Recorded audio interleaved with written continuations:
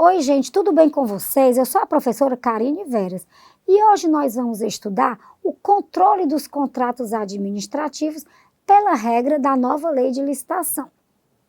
Gente, vamos começar explicando para vocês que a gente deve ter assim em mente a questão dos contratos. Ele trata de quê? Do seu gerenciamento. Como ele é objeto de interesse público, os contratos eles devem ser o quê? Fiscalizados desde a sua formalização, logicamente, até a sua execução. Então, a lei de licitações, ela prevê que qualquer pessoa pode impugnar um edital de licitação por irregularidades legais ou então pode solicitar esclarecimento sobre os seus termos. Esse pedido ele deve ser protocolado até 3 dias úteis antes da data da abertura do certame. Aí vocês devem estar assim, professora, e existe prazo para o pedido de impugnação ou esclarecimento ser respondido? Sim, meus amigos, tem sim. A resposta tem que ser divulgada no site oficial, do prazo de até 3 dias úteis, limitado ao último dia antes da data da abertura do certame. Entenderam direitinho? Então, é possível ainda recorrer dos atos da administração decorrentes da aplicação da Lei 14.133. A norma, ela prevê 2 tipos de recurso. Nós temos o recurso hierárquico e o pedido de reconsideração. Nós vamos começar examinando o recurso, tá certo, pessoal? Então, gente, o recurso, ele deve ser interposto no prazo de 3 dias úteis e é contado da data da intimação ou da lavratura da ata em face de atos relativos ao julgamento das propostas, à habilitação ou inabilitação do licitante e à extinção unilateral do contrato, por exemplo, um exemplo que eu estou dando. Já o pedido de reconsideração, ele é aplicável ao ato no qual não caiba recurso hierárquico e deve ser interposto no prazo de 3 dias úteis, contados da data de intimação.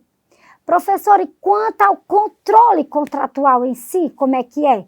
Gente, vamos observar a Lei 14.133, que ela disponibiliza, ela prevê mecanismo de controle das contratações públicas, de forma a garantir que eles sejam realizadas em conformidade com a lei, sem causar prejuízo para a administração. Assim, nós temos que as contratações públicas, elas devem seguir práticas contínuas e permanentes de gestão de risco e de controle preventivo, inclusive mediante a adoção de recursos de tecnologia da informação. Pessoal, a lei de licitações, ela traz uma inovação importante, sabe por quê? Porque ela, ao estabelecer essas linhas de defesa, que são integradas pelos servidores e empregados públicos, pelo assessoramento jurídico e pelos órgãos de controle. Então, a situação desses grupos visa a implementação e o monitoramento da efetividade do sistema de controles internos, abrangendo o quê? A gestão operacional, a auditoria interna e o gerenciamento de riscos e conformidade. Vamos lá. Os órgãos de controle, eles devem adotar na fiscalização critérios de oportunidade, materialidade, relevância e risco, sempre considerando as razões apresentadas pelos órgãos e entidades que são responsáveis e os resultados obtidos com a contratação, tá certo, pessoal? E a fiscalização de controle, ela tem que ser orientada pela postura de oportunizar a manifestação de gestores, adotar procedimentos objetivos e imparciais e definir objetivos para os diversos regimes de execução dos contratos, tá certo? Aí eu digo assim para vocês, gente, você sabia que é possível a suspensão liminar de um processo licitatório? Uma perguntinha para vocês. Vamos lá, vamos responder. Nesses casos, o que é que acontece? O Tribunal de Contas deve pronunciar-se definitivamente sobre esse mérito da irregularidade e ele vai ter um prazo de 25 dias úteis. É esse o prazo. Aí vamos a outro questionamento. Professora, e o que devem fazer o órgão ou entidade que foi intimado dessa ordem de suspensão do processo licitatório? Pessoal, o que vai acontecer? Deve ser observado o prazo de 10 dias úteis e deve o quê? Vou explicar a situação. A primeira, tem que informar as medidas que foram adotadas para cumprir essa decisão.